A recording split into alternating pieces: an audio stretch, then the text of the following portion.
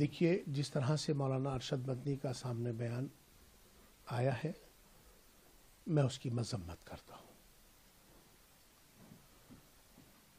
बहुत निंदा भी करता हूँ कि इस समय उन्होंने ये जो बयान देकर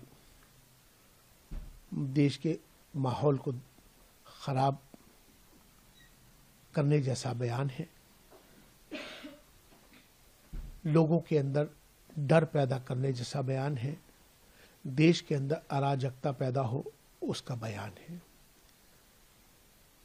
जिस तरह से वो एक जिम्मेदार संगठन के जिम्मेदार व्यक्ति हैं, उनको अपनी जिम्मेदारी का ध्यान रखते हुए इस तरह के बयान नहीं देने चाहिए थे। आज जिस तरह से उन्होंने अल फलाह यूनिवर्सिटी के हवाले से उनका समर्थन किया है, तो कहीं ना कहीं मुझे लगता है कि उन्होंने आतंकवाद का समर्थन किया है, आतंकवादियों का समर्थन किया है।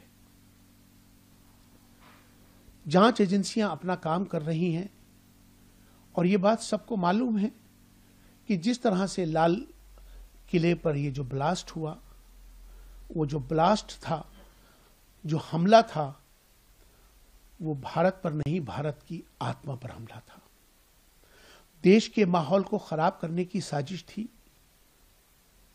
और जिस तरह से 3 बड़े उसी अल फलाह यूनिवर्सिटी के 3 जो लोग पकड़े गए हैं, वो उस अल फलाह यूनिवर्सिटी के ही लोग हैं। जांच एजेंसियां अपना काम कर रही हैं, उन्हें काम करते रहना चाहिए, लेकिन देश की सुरक्षा का विषय है ये। मौलाना को इस बात का ध्यान रखना चाहिए था कि जब बम ब्लास्ट हुआ था तो उन्हें आतंकवाद के विरोध में अपना बयान देना चाहिए था। उनकी जो जमीयत उलमा हिंद है, उसको आतंकवाद के विरोध में प्रदर्शन करना चाहिए था।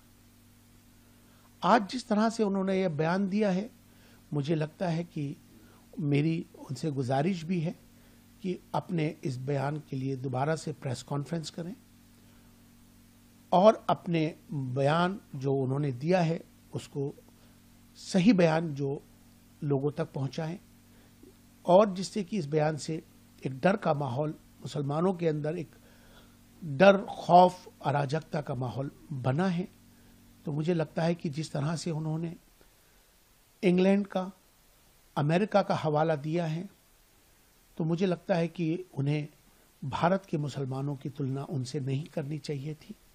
आज जिस तरह से देश के प्रधानमंत्री नरेंद्र मोदी जी की खास तौर पे जब से सरकार आई है, सबसे ज्यादा सिविल सर्विसेज के अंदर मुसलमान आए। आज मुसलमान बिल्कुल गरीबी की रेखा के नीचे जा चुका है। प्रधानमंत्री नरेंद्र मोदी जी की योजनाओं का सबसे ज्यादा लाभ मुसलमानों को हुआ है। उन्होंने आज तक तो कोई तारीफ नहीं करी। उन्होंने आज तक तो कोई ऐसा बयान नहीं दिया कि नरेंद्र मोदी जी मुसलमानों के हक में भी और पूरे देश के हित में काम करते हैं।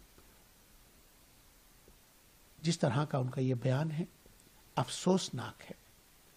मुझे लगता है कि उन्हें अपने दोबारा से सोच विचार करना चाहिए और दोबारा से पूर्ण विचार करने के बाद उन्हें प्रेस कॉन्फ्रेंस करके अपनी बात को सही रखनी चाहिए।